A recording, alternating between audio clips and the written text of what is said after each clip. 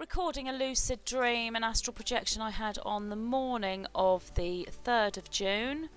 I had already woken up at about, sometime between sort of 7 and 9 o'clock and gone back to sleep. So this would have happened around about 10 a.m. I was in a building with lots of people. Daniel was there. Somebody had set fire to the front of the building because they wanted to keep everyone warm, and it had created a fire. So everyone was running upwards in the building to the top floor to get away from the fire. And Daniel had 2 dogs with him. One was Scampy and one was a yellow Labrador. Scampy was on a lead, and Daniel shouted to me, "Get a lead for the dog," meaning for the Labrador.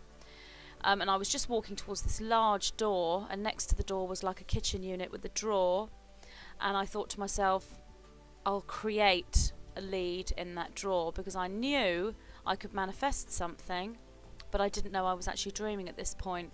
And it wasn't until I opened the drawer and saw the dog lead that I had manifested, picked the dog lead up, and then I suddenly realised I'm dreaming, because I manifested that dog lead. Instantly, all the people disappeared and I forgot about the building, and I just focused on the door, remembering what Rhys Jones said in his videos about manifesting someone or something or anything you want behind the door. So I instantly manifested David Wilcock. I opened the door and there was a man stood there looking at me, but he was somebody I'd never met before.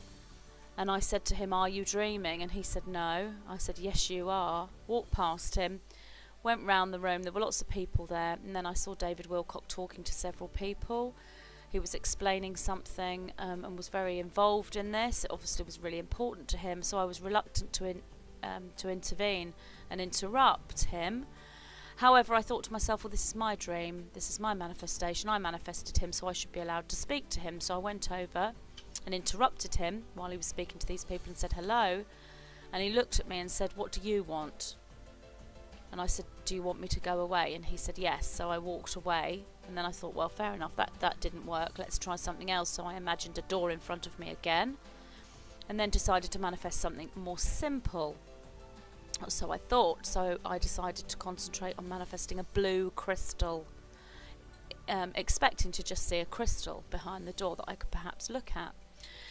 I opened the door, and instead of a blue crystal that I had envisaged, there was an entire dimension tinged with blue, like electrical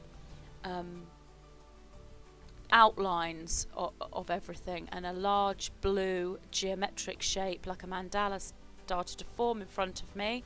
And then I was actually in my bed, in what felt like my astral body, but it felt like a completely different, more sharpened, focused, higher astral body than normal. And I looked at my hands, which were blue and tinged with the same blue outline of the geometric mandala.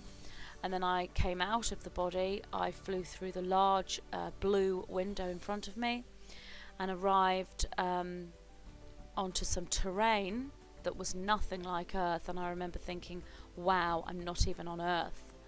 And that was the first time I'd ever actually landed on what looks like another planet.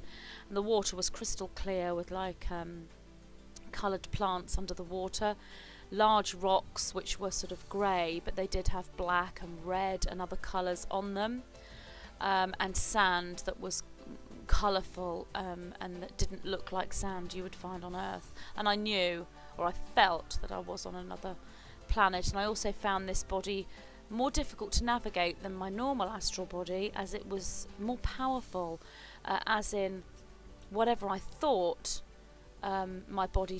whatever I thought my body to do, the body actually responded much quicker. So if I thought to myself, I'll glide, I was actually gliding much faster and more focused than I normally would in an astral body. And then Daniel, in real life, leant on my arm as he rolled over, and he was asleep as well, and that pulled me back into the body, although I was also then in a dualistic experience where I was in the body and in the dream world, in the blue world.